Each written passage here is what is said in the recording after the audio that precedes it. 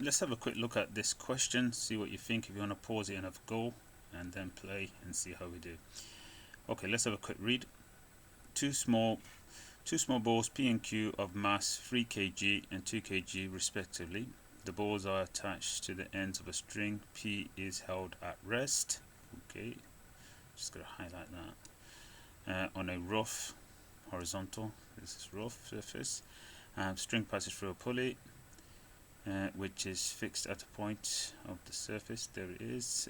And Q hangs vertically below the pulley 2 meters above the horizontal ground. Okay. The system is initially at rest. It told us that. The string is taut, so it's fully stretched.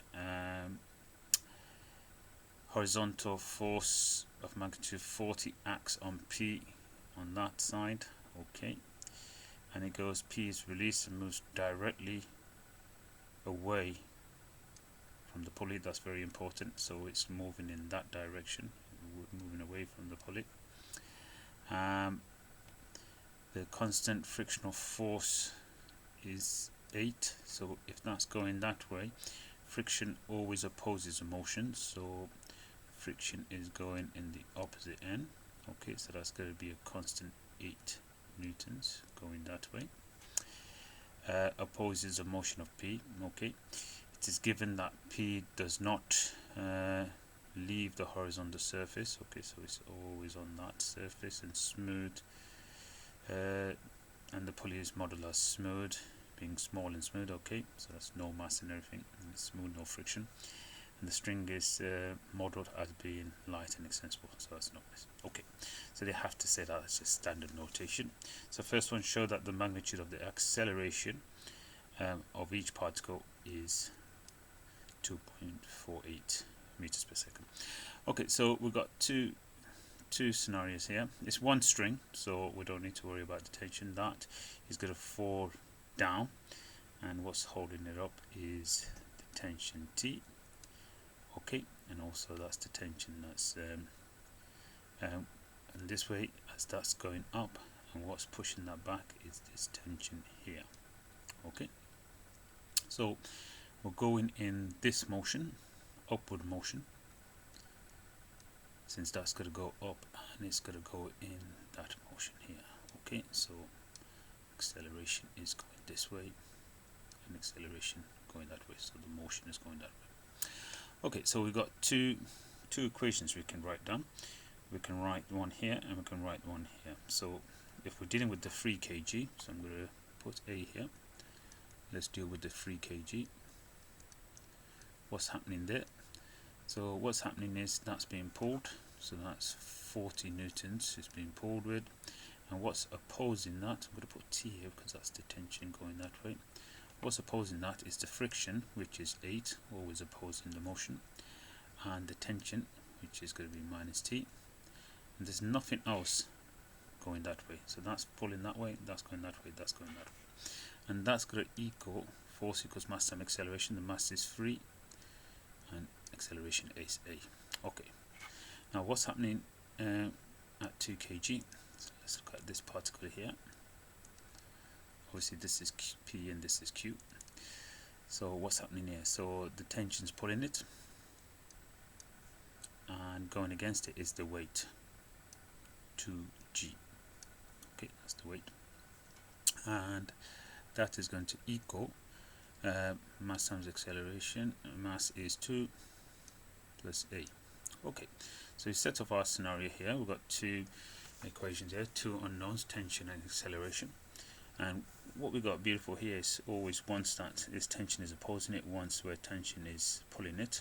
So what we can do here is we can add these two equations together, and that will get rid of tension because we've got minus T and we've got a positive T there. So let's just do this. 40 minus 8 is 32. Minus T plus T is 0, and that's minus 2g. And that's going to equal this right hand side, 3a plus 2a is 5a. Okay, and if I divide that by 5, so I'll get therefore A is going to equal 32 minus 2 times 9.8 all over 5. If you put that in the calculator, I'm going to quickly do it. So fraction button, 32 minus 2 times 9.8 over 5, and we get 62 over 25. 62 over 25, and if you press the SD button is going to give us 2.48 meters per second. Okay, so we've done the first part. Happy days. Right, from that, now even if you hadn't worked this out, if you didn't get it from here, you could still sub that value into one of these equations and work out tension. So if you had one of these equations set up, you can still work out the tension.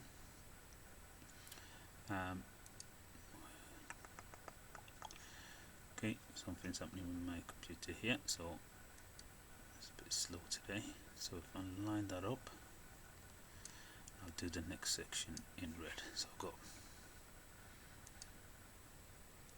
do red B. Oops. So the next section is find the tension. So I can use any one of those. Okay, I'm going to use this just because of simplicity. The tension is going to equal, now minus 2g I'm going to put to the other side, so that's going to become 2g plus 2a, okay, which is the same as 2 times 9.8, g is 9.8, plus, and the acceleration here is 2 times 2.48. Okay, there it is there. And if you put that just in your calculator, you'll get the tension to equal, let's just quickly do it, 2 times 7.8 and 2 times 2.48, and you're going to get 614 over 25. And if I press the S to D, it's down to decimal, that'll give me 24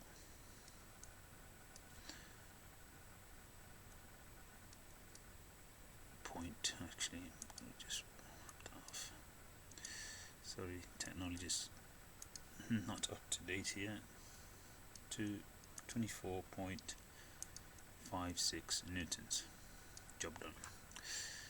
Okay, so we're done part B. Just going to line that up. Okay. Right, back to black. So that one's done. Okay, what we got here now? When the balls have been in motion for 0.5 seconds, the string breaks. Okay. So notice that when the string breaks, the tension's gone. Okay. Find the additional time that elapses until Q hits the floor. Okay, until Q hits the floor. So let's have a go and see what's happening here. Now, first of all, we need to know how far has this gone up, the Q, how far has it gone up in 0.5 seconds. So what I'm going to set up here is a SOVAT, where we knew that initially it was held at rest, so U was 0, and we know that the motion has continued for 0.5 seconds.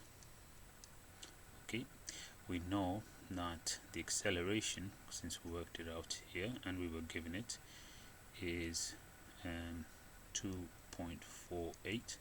So all this is going in the upward direction. Okay, and we need to know S, what is the displacement from where it was to where we need to be after half a second.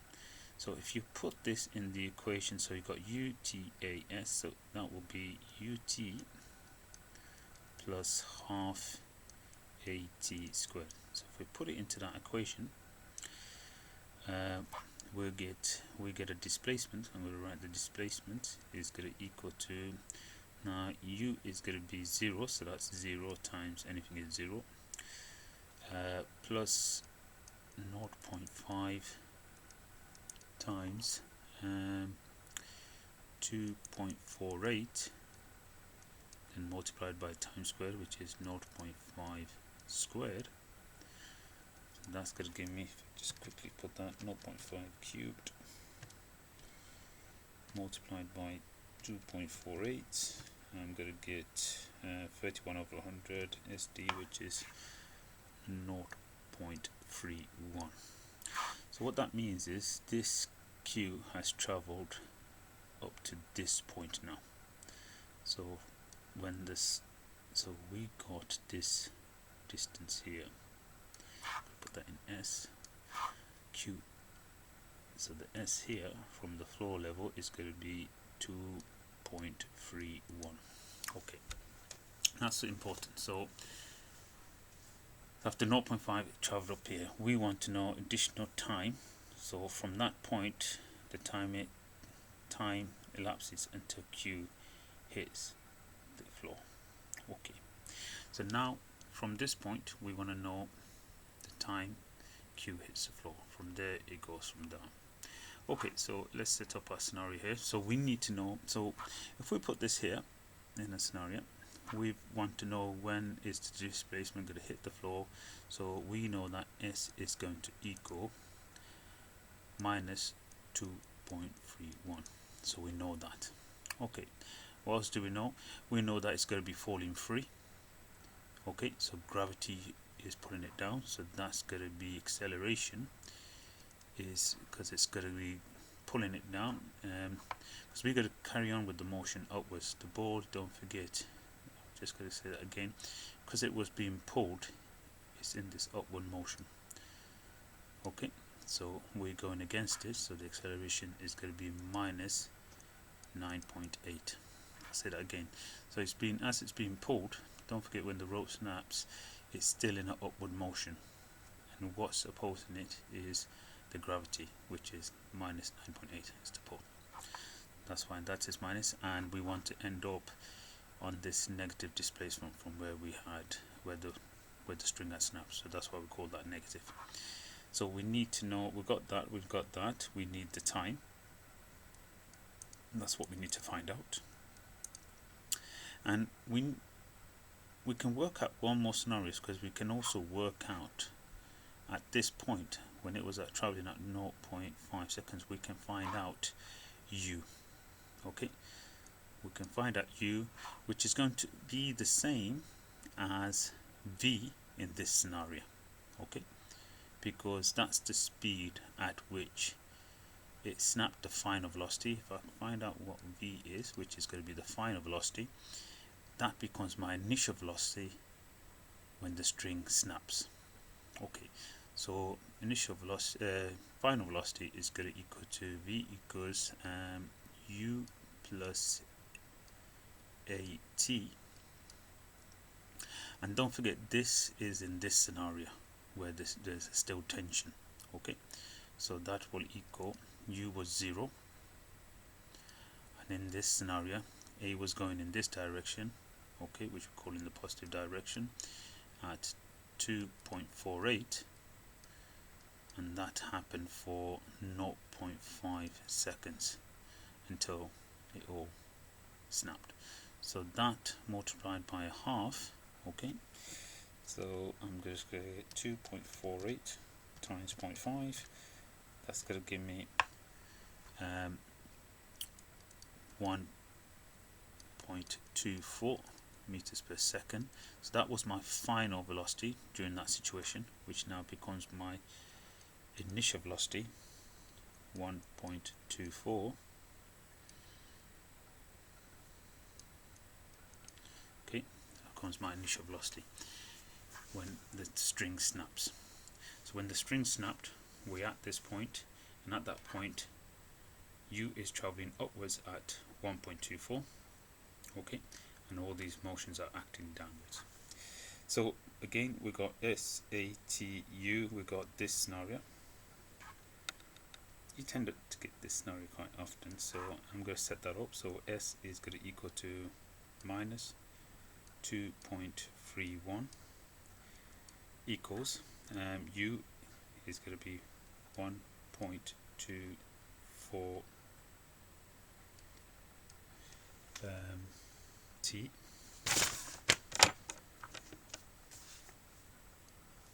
Okay, and that's going to be gravity g-force, which is minus 9.4. Half that is going to be minus 4.9 t squared. If you rearrange that, I'm going to bring everything to one side, so you get minus 4, oops, sorry, that becomes a plus.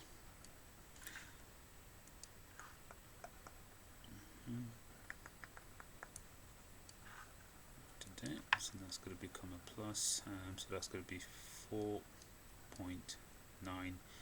t squared minus 1.24 t minus 2.31 is going to equal 0. So you get that quadratic equation. I'm just going to put that in my quadratic equation on my calculator. So polynomial 2, degree 2, 4.9 minus 1.24 and minus 2.31. So I've got a time is equal to 0.824624, and I'm going to three single figures, that's going to become 5. Okay, so that is the additional time that elapsed before that particle fell back to the ground. Now you got another value for t, which is a minus, if you want to write it down, minus 0.572, but you reject that because time has to be greater than 0 or equal to 0. Okay, so we know we can reject that. Okay, that one's that done, so let's just quickly line that off.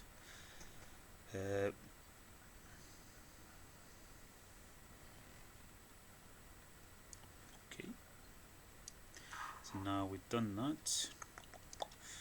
Find the speed q hits the floor. Okay, let's do that quickly.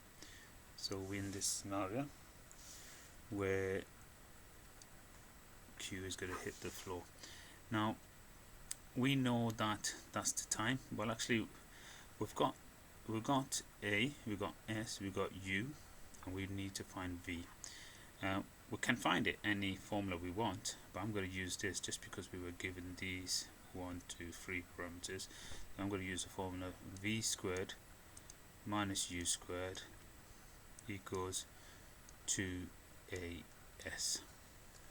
Okay, so in this scenario I've got I need to find what v squared is, so I'm going to take everything to the other side. So I'm going to rearrange this formula. So v squared is going to equal u squared plus 2as, and then if I sub those values in, so u is going to be 1.24 squared plus 2, now a is minus 9.8 and s is minus 2.31. I'm running out of place, so I'm just going to do this all in one go. So that's going to be all added together, then square rooted. So if I do 1.24 squared, add 2 times 9.8 times 2.31. Notice the two negatives will cancel. So I'm going to end up with 46.8. Just going to write that down, 46.8. Sorry, I'm having issues here. This computer. Right, so 46.8, and if I square root that, v would equal, square root that answer, it's going to give me 6.84 meters per second. Okay, so that's D done. Happy with that. So we got that, last one, write down the magnitude of the normal reaction force acting on Q when Q has come to a rest on the floor. Okay, so normal reaction. So now Q is on here. So this is weight acting on the floor, which is 2g, and that is balanced by the normal reaction R. Okay, so they will equal each other. So that's what happens. It's Newton's third law, equal and opposite forces. So reaction forces are going to be the same as weight here. There's nothing else acting on that. So if I go into E, I'm just going to use different colours. That's D, this is E. So normal reaction is going to be, R is going to be 2G, which is equal to 2 times 9.8, and that's going to be 19.6 newtons. Okay, so that's going to be part E. When it comes to rest, that's going to be the normal reaction force. Okay, sorry, that was a bit tight there. I hope that helped, hasn't confused you. So go back and have a look at it, see if you can cover it up and try it yourself. Okay, that's quite a bit happening there, so well done if you follow that, and if you didn't, just go back and have a look at it again. Okay, thank you.